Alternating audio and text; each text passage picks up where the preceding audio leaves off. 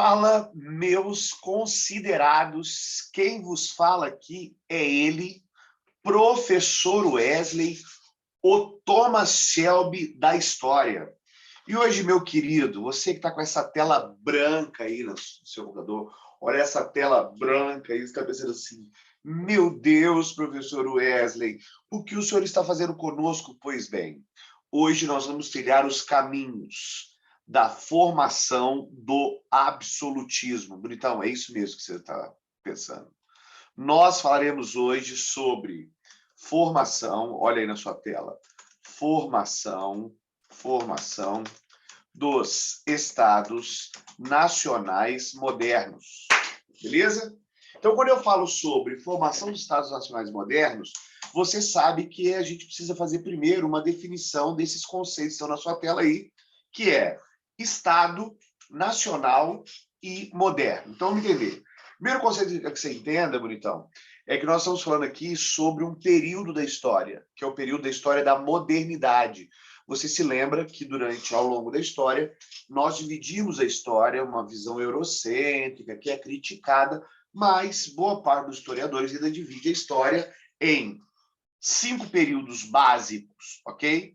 Nós temos o período da pré-história, o período da Idade Antiga, o período da Idade Média e o período da Idade Moderna, posteriormente o período da Idade Contemporânea. Então, são esses períodos. História pré-literária, história antiga, Idade Média, Idade Moderna, Idade Contemporânea. Então, nós vamos estudar agora a formação dos Estados Nacionais modernos. Então, nós estudaremos agora a formação desse processo que acontece no período da modernidade. A modernidade está entre o século XV, opa, animalzinho, então, ó, modernidade, vamos lá, modernidade, ela está entre o século XV e o século XVIII. Então, nós já sabemos aqui em qual é o período da história em que nós estaremos inseridos, ok? Então, moderno se refere a um período do tempo da história, ok? A Idade Moderna começa com a queda da cidade de Constantinopla e termina com a com a Revolução Francesa, ok? Então, olha só que legal. Nós começamos a Idade Moderna com a queda daquele último resquício do Império Romano, porque o Império Bizantino, a cidade de Constantinopla, era a capital do Império Bizantino, que era o último resquício da Antiguidade, que era a Roma Oriental, e nós terminamos a Idade Moderna com a queda do absolutismo francês, que vai ser o maior símbolo desse período, ok? Então, período de tempo. Segundo conceito importante que eu preciso que você entenda comigo é esse conceito de Estado, Estado com E maiúsculo. E para a gente entender o conceito de Estado, eu vou fazer outros 2 conceitos com vocês. O conceito de povo, o conceito de governo e o conceito de nação, ok? Vamos fazer esses 3 conceitos aqui, então? Conceito de povo, governo e nação. Então, diz para mim aí, o que é um povo, meu bonito? Fala comigo, um povo. Quando eu falo assim, o povo brasileiro, como é que eu sei quem é o povo brasileiro? Concorda comigo que um povo é um conjunto de pessoas que partilham características, e aí eu posso dizer que são características culturais, linguísticas, físicas, ok? Então, por exemplo, você está lá nos Estados Unidos, quando você ouve alguém falar português, você olha para aquele cara e diz assim, esse cara é capaz de ser brasileiro. Então, um povo é um conjunto de pessoas que partilham características culturais, religiosas, idiomáticas. Esses caras são um povo, ok? Quando eu pego esse povo e dou identidade para esse povo, ou seja, quando esse povo começa a se identificar, e você sabe que identidade tem muito a ver com diferença, por incrível que pareça. Então, eu tenho a clara percepção de que eu sou diferente de você. Então, eu dou identidade para você. Eu sou um grupo, faço parte de um grupo, você faz parte de outro grupo. Há uma diferenciação. Então, nação tem a ver com identidade. Você entende que, quando eu falo de identidade, essa ideia aqui, ó, a ideia de território, é uma ideia muito importante? Por quê? Porque quando eu dou território para alguém, eu crio nesse povo, nessa população, a ideia de identidade. Olha, nós somos os caras, nós somos o povo que está contido, que faz parte dessa região. Portanto, quando você pega uma turma, por exemplo, de primeiro ano, tá todo mundo junto lá, todo mundo tem 15 anos, todo mundo ouve aquelas músicas ruins, todo mundo tem espinha na cara, você sabe como é que é a galera de primeiro ano, né? Quando você pega toda aquela galera e enfia todo mundo numa sala só, eles são o primeiro ano, mas se você pega aquela galera que tem características em comum e divide esses caras, primeiro ano A, primeiro ano B, olha só, eu dei um território diferente, o território do primeiro ano A, território do primeiro ano B, dei identidade para esses caras. Então, quando eu dou território, eu crio identidade. Você vai perceber que toda ideia nacionalista, toda ideia de identidade, vai ter também ideias como hino, ideias como bandeira, ideias como brasão, ou seja, são todos instrumentos que servem para dar identidade para o povo, ok? Um povo que está contido dentro de um território, ele precisa se organizar. Ele precisa, imagina só, cara, se eu coloco um monte de menino, um monte de moleque dentro de uma sala e largo os caras lá, você entende que isso aqui vai dar um problema danado? Imagina a sua escola, eu jogo todo mundo dentro da escola, tranco as portas e vou embora. Cara, se não tiver uma ordem, um controle, um regimento, uma organização, concorda comigo que aquilo ali vira um caos? Então, se eu tenho um povo e coloco esse povo agora dentro de um território, transforma esse povo agora em uma nação, eu preciso criar uma estrutura, olha o nome que eu vou dar aqui, ó, estrutura administrativa. Ou seja, você pode encontrar também isso aqui como um negócio, um nomezinho que é quase um palavrão aqui no Brasil, que chama burocracia. Eu crio a ideia de burocracia. Então, quando eu falo sobre o Estado, eu estou me referindo a essa estrutura administrativa, essa burocracia. Exemplo, para ter um Estado, eu preciso ter justiça. Então, eu preciso ter um tribunal, eu preciso ter juízes, eu preciso ter polícia, eu preciso ter exército, eu preciso ter o cara que vai manter a rua limpa, eu preciso ter os caras que vão prestar um auxílio de saúde. Percebe a ideia de Estado aqui? É toda essa estrutura. Então, o juiz, eu estou dizendo para você entender hoje na nossa realidade, o juiz faz parte do Estado. O policial faz parte do Estado, o exército faz parte do Estado. Então, o Estado é essa burocracia. Só que você concorda comigo que eu preciso de alguém para controlar essa burocracia? Eu preciso de alguém para organizar essa parada? De alguém que vai contratar o gari, de alguém que vai contratar o juiz, de alguém que vai arrecadar a grana, que vai administrar. Para administrar essa estrutura, então, eu escolho pessoas. Então, o governo é o conjunto de administradores do Estado. Então, vamos lá, rapidinho agora para você gravar, hein? O que é o povo? Conjunto de pessoas que partilham características. Quando é que esse povo vira uma nação? Quando eu dou identidade para eles. Quando eu dou um território, e esses caras criam um hino, bandeira, Brasil, eles criam uma identidade. Essa galera, esse povo, que agora é uma nação, precisa de uma estrutura administrativa, de uma burocracia, para que possa organizar a convivência deles dentro desse espaço. Então, essa estrutura administrativa a gente chama de Estado, o Estado, ok? E aí, esse Estado precisa de um governo, que é o conjunto de administradores do Estado. Percebe que, ó, o presidente Jair Bolsonaro, por exemplo, ele não é o Estado, ele é o governo. A Margarida Salomão, aqui em Juiz de Fora, se você não está me ouvindo de longe, a nossa prefeita, que chama Margarida Salomão, ela não é o Estado, ela faz parte dessa burocracia. Mas percebe que eu posso trocar esse governante? Você entende também que o governo ele pode ser autoritário, ele pode ser democrático, ele pode ser religioso. O governo pode variar, a maneira como se escolhe o governo, mas o Estado está aí, ok? Você percebe também, espero que você perceba, que essa ideia de Estado ela não é nova. Eu posso dizer que o Império Romano foi um Estado? Sim ou não? Eu tinha um povo, esse povo conquistou um território, e aí eu tinha, lembra quando você estudou o Império Romano? O questor, o edil, o cônsul, todos aqueles caras administravam essa parada, esses caras eram o Estado. Mas aí, por exemplo, em Roma, eu tive um período que o governo era republicano, eu tive um outro período que o governo era monárquico, eu tive um outro período que o governo era imperial, percebe? Então, eu posso ter um Estado em que eu tenho um rei, um imperador. Então, eu estou dizendo para você que houve um período da história em que nós já tínhamos estados, a gente chama até esses estados, quando você estuda lá, de sociedades hidráulicas, lembra? Do Egito, da Mesopotâmia, daqueles caras lá que surgem ali ao redor dos grandes rios, eu tenho esses caras lá. Então, na antiguidade, eu já tive estados. Só que aí passa um período que a gente chama de período do feudalismo, aquele período da Idade Média. Roma se fragmenta, os bárbaros vão lá tomam conta de Roma, Roma acaba se esfacelando, e aí a Europa vai ser tomada pelos povos bárbaros, pelos povos germânicos, se formam pequenos reinos germânicos, e esses reinos acabam misturando princípios romanos com princípios germânicos, e aí surge o feudalismo, e no feudalismo a gente tem uma diminuição dessa condição, lembra?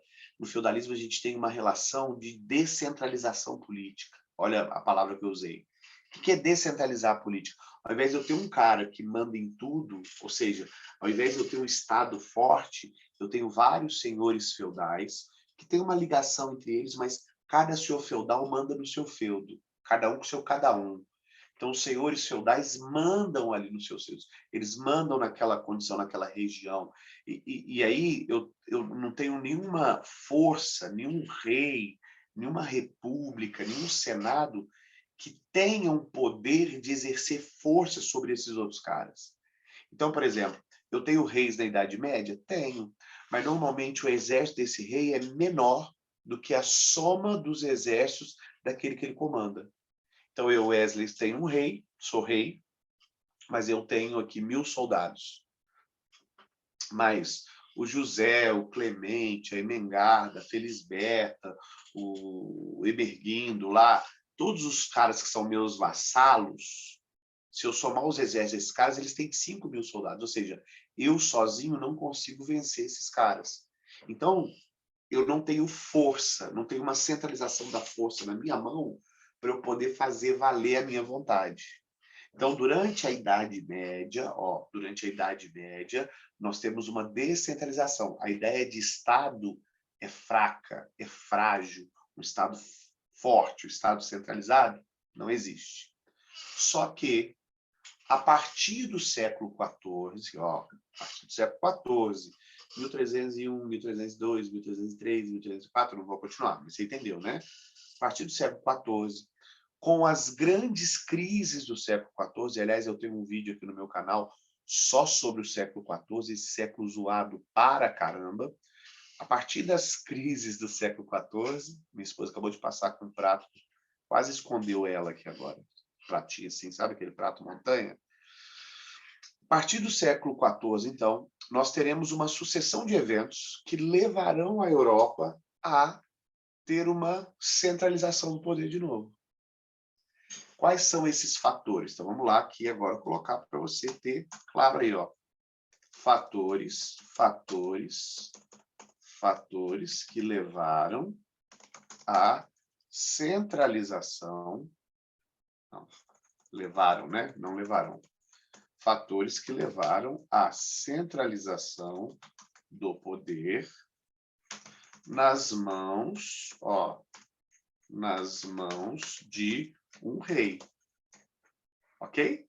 Fatores que levaram à centralização do poder nas mãos de um rei. Você pode encontrar essa matéria que também escrito assim, formação do absolutismo, você pode encontrar isso, ok? Mas eu gosto desse conceito aí, ó, formação dos Estados Nacionais modernos, ok? Então, quais foram os fatores? Primeiro fator, você tinha que lembrar, foram as cruzadas, ok? As cruzadas, elas enfraquecem muito a nobreza, é uma nobreza que volta bem capenga, bem sem grana, e eu fortaleço a burguesia. Então, eu tenho uma burguesia fortalecida e eu tenho uma nobreza enfraquecida. Grava isso, que isso vai ser importante, ok?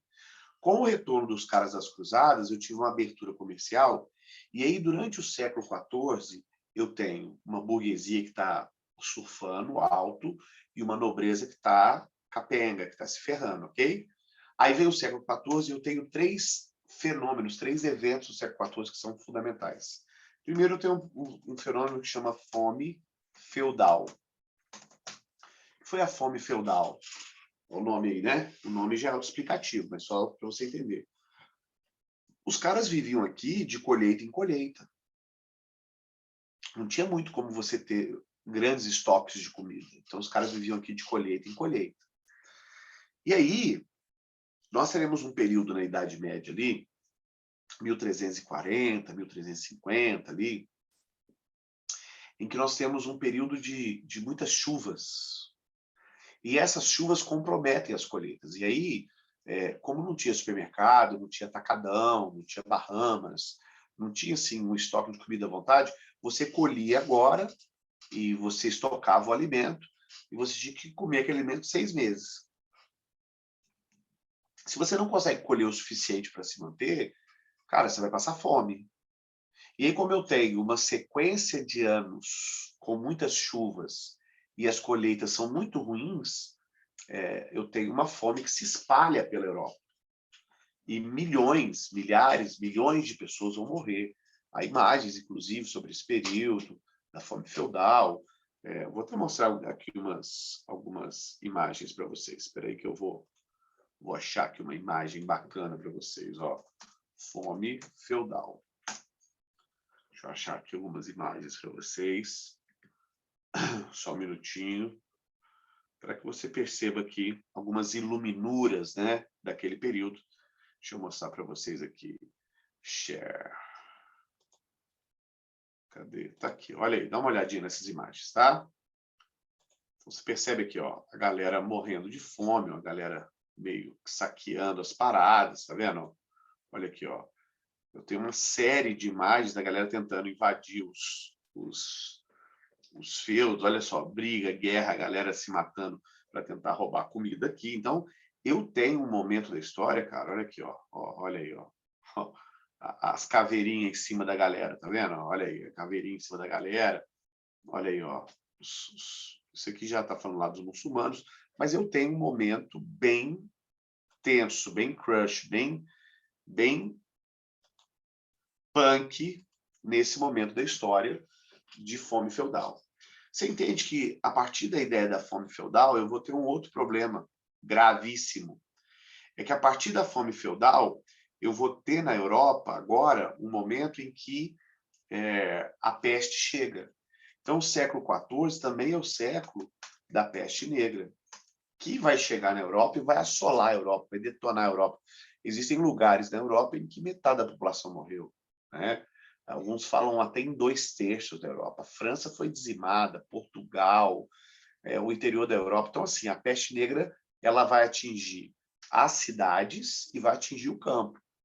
E aí, após a fome feudal, a galera desnutrida é pega pela peste. Concordo comigo que a quantidade a população cai, o número de habitantes, de pessoas da Europa cai. E aí eu tenho uma cobrança dos senhores feudais, da nobreza, que vem daquela famigerada cruzada já sem grana. Esses caras querem o quê?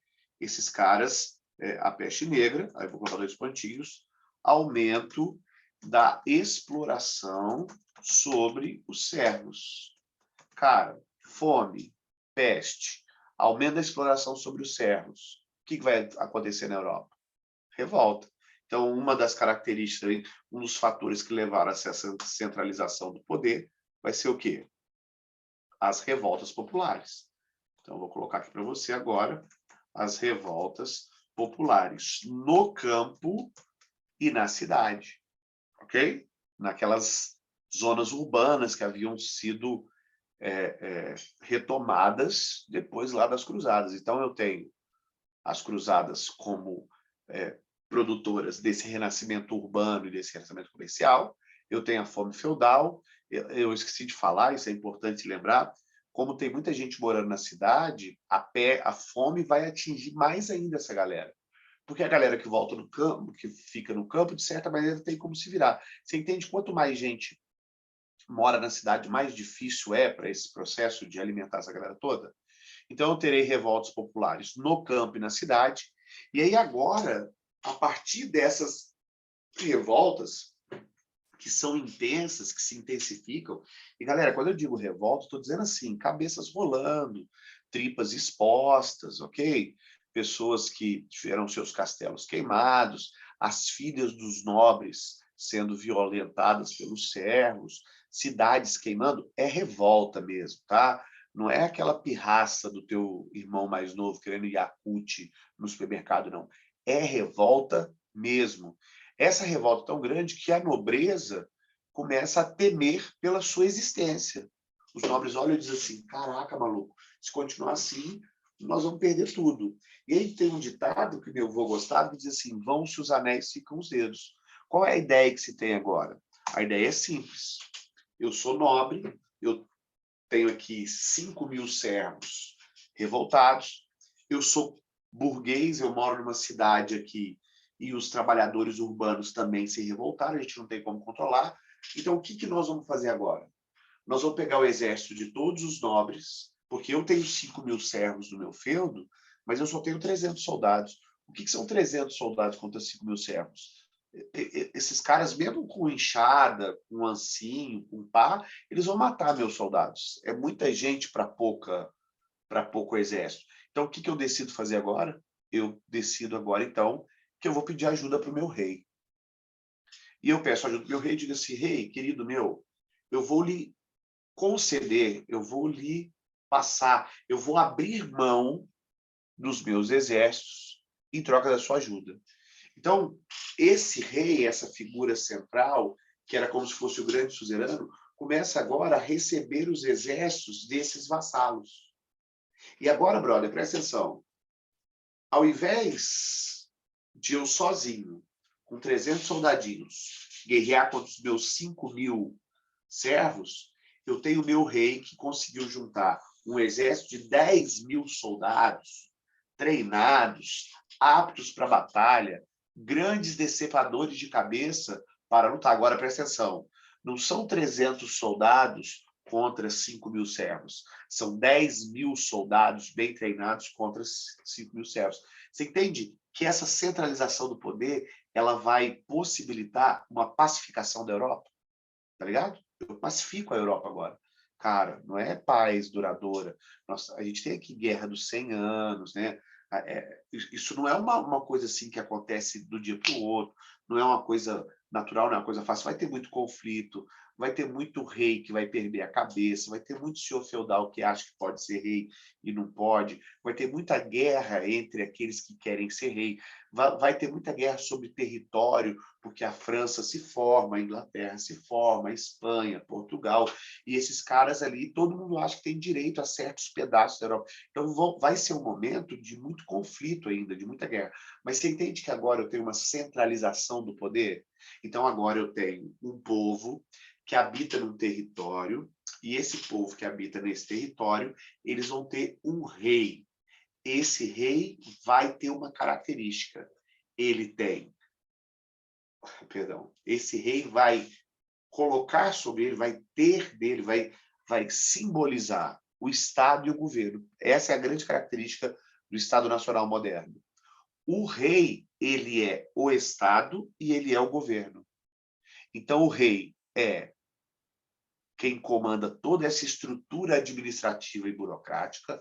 O rei é o cara que comanda isso. E é ele quem escolhe quem vai ser juiz, é ele que escolhe. Ele não só administra, mas ele escolhe. É ele que determina. E por que ele escolhe e determina? Porque ele tem o monopólio da força. Que monopólio da força é esse? Só ele tem o exército. Só ele tem a força. Só ele tem agora os arrancadores de cabeça. Quem é que vai peitar um rei como esse? Difícil peitar um rei. Por quê? Quem é que peita tua mãe aí na tua casa? Ninguém peita tua mãe. Por quê? Porque ela tem o monopólio da força, ela tem o monopólio da violência. Falou, perdeu os dentes. Então o rei agora vai centralizar o poder e agora então a gente começa a esse Estado Nacional moderno, que tem como principal característica o quê? O rei personifica o governo e o Estado, o rei é. Então, quando você pensa numa nação, você está pensando no rei, o povo se sente representado e simbolizado naquele rei. O Luís XIV, o rei da França, vai dizer uma frase famosa que é: o Estado sou eu, o Estado sou eu, ou seja, o rei é o símbolo máximo. Inclusive, no rei, as pessoas se identificam. A identidade daquele povo que se transformou numa nação está no rei. É o rei que dá identidade para o povo. Então, o rei é a identidade do povo, o rei que define, determina essa ideia de nação, o rei é o governo e o rei é o Estado. Esse rei que é escolhido, que é representação da vontade do povo. Então, Estado Nacional moderno. Característica principal: monopólio da força e da violência. Só o rei tem um exército, só o rei pode matar, ok? E o rei é o governo, o Estado e o símbolo maior da nação. O Estado sou eu. A partir de agora, então, nós vamos estudar a política e a economia desse Estado Nacional moderno. A política e a economia do Estado Nacional moderno. A política simbolizada e formatada no absolutismo monárquico e a economia simbolizada no mercantilismo. Mas para essa aula não ficar muito longa, eu vou dividir ela em dois. Então, até aqui fechamos. Espero que você tenha gostado. A gente volta daqui a pouco no mesmo bate-horário, no mesmo bate-canal. Beijão para você, Feliz Natal e próspero Ano Novo.